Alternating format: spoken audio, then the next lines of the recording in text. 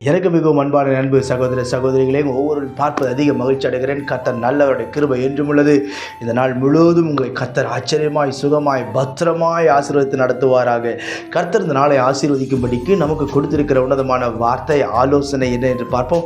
அது எபேசியர் 4வது அதிகாரம் 29வது வசனம். கெட்ட வார்த்தை ஒன்றும் உங்கள் வாயிலிருந்து புறப்பட வேண்டாம். கெட்ட வார்த்தை ஒன்றும் உங்கள் வாயிலிருந்து புறப்பட வேண்டாம் என்று கர்த்தர் சொல்லுகிறார். பிரியமானவர்களே, இன்றைக்கி சிலரெல்லாம் பார்த்தீங்கன்னா கெட்ட வார்த்தையை ஈஸியாக பேசிடுவாங்க. கேட்டால் எங்கள் ஊர் வழக்கம் பிரதர், அந்த வார்த்தையெல்லாம் நாங்கள் பேசி பழகினதுனால எங்கள் வாயில் அந்த வார்த்தைகள் வருது அப்படின்னு சொல்லி நாம் சில காரியங்களை நாம் சொல்லி கொண்டு இருக்கலாம் பிரியமானவர்களே. ஆனால் துதித்தலும் சபித்தலும் ஒரு வாயிலிருந்து புறப்படக்கூடாது என்று கர்த்தர் நமக்கு கட்டளை கொடுத்திருக்கிறார். அது மாத்திரமல்ல, நம்முடைய வாயிலிருந்து பிறக்கிற ஒவ்வொரு வார்த்தையிலும் கர்த்தர் அதிகம் கவனமுடையவராய் இருக்கிறார்.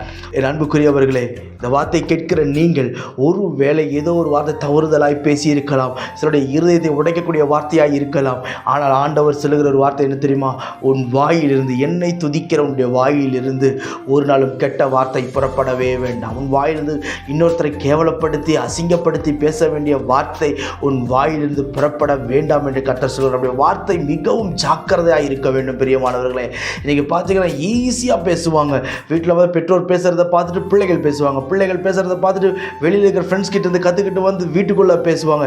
இப்படியெல்லாம் பேசுவது வந்து ஒரு சரியான ஒரு குடும்பத்திற்கு, நல்ல குடும்பத்திற்கு அழகல்ல. ஆனால் நாம் கர்த்தருக்கு பயப்படுகிற குடும்பம், கர்த்தரை நம்பி இருக்கிற குடும்பம் என்று சொல்லும் பொழுது நம்முடைய வார்த்தையில் மிகவும் ஜாக்கிரதையாக இருக்க வேண்டும். ஏன் நம்முடைய வார்த்தை மிகவும் ஜாக்கிரதையாக இருக்க வேண்டும் என்று வேதம் சொல்லுகிறது?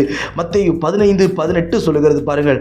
வாயிலிருந்து புறப்படுகிறவைகள் இருதயத்திலிருந்து புறப்பட்டு வரும், அவைகளை மனுஷனை தீட்டுப்படுத்தும். வாயிலிருந்து புறப்படுகிற ஒவ்வொரு வார்த்தையும் இருதயத்திலிருந்து வருகிறதாம். அது மனுஷனை தீட்டுப்படுத்தும், உங்களை தீட்டுப்படுத்தும், உங்கள் பரிசுத்தத்தை தீட்டுப்படுத்தும், உங்களுடைய உண்மையை தீட்டுப்படுத்தும், உங்களுடைய நல்ல கேரக்டரை தீட்டுப்படுத்தும், உங்களுடைய நல்ல குணத்தை தீட்டுப்படுத்தும், உங்கள் பெயரை தீட்டுப்படுத்தும் என்று பல காரியங்களை சொல்லலாம். தீட்டுப்படுத்தும் பிரியமானவர்களே.